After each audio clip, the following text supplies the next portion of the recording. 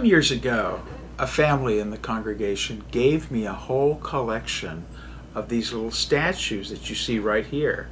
This one is of the Apostle Matthew, and that's what the whole collection is. All of the apostles of Jesus Christ, including that one he referred to himself as untimely called, was the Apostle Paul as well.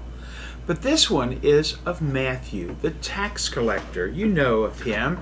Jesus called him from the tax booths, and yet he was a man who was very well-to-do. He had a lot going for him, but when he left the tax booth to follow Jesus, he gave it all up in order to follow and be a disciple of Jesus Christ.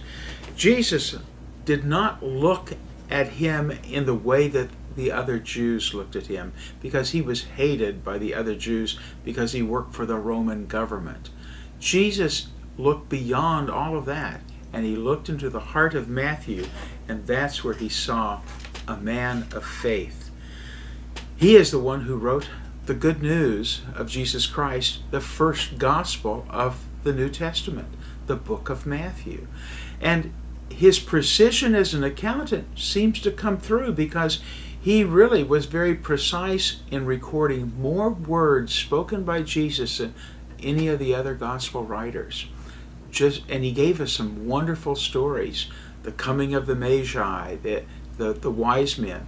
Also, the Sermon on the Mount, the Lord's Prayer. That whole dissertation about you are the salt of the earth, you are the light of the world.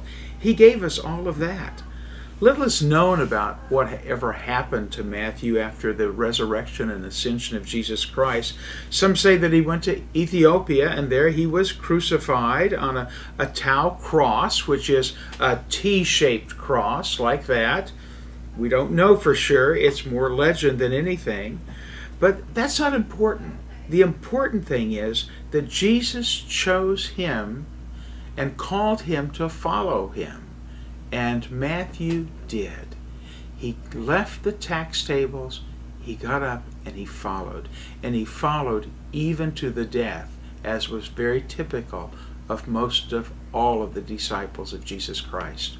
Matthew knew what the most important investment was, and that was investing his life in the one who saved him and gave to him eternity by his suffering, death, and resurrection. So, my friends, if you're looking for a good place to invest your life, Jesus says, follow me. And the returns on that investment are beyond our understanding. God's peace to you.